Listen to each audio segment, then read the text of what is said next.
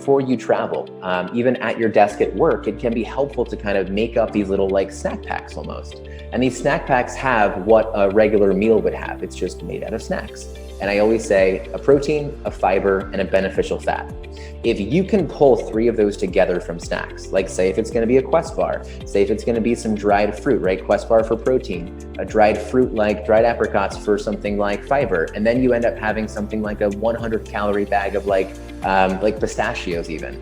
You have a protein, a fiber, and a beneficial fat. That's what's gonna be in a regular meal, and it's not low calorie, right? Each one of those can be almost close to 200 calories. But what I'm gonna tell you is that when you do that, right, that person who had to get to the airport really early and the only thing available was something that, yes, you can eat a Cinnabon, it can still be in line with your goals.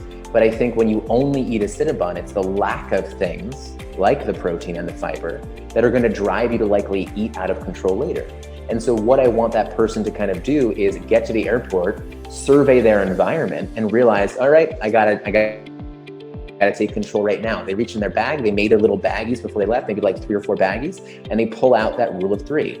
And they sit down mentally and they sit down physically, and they eat what they have in front of them. It's not gonna be the most satisfying meal, but you're trying to bridge the gap until you have more control.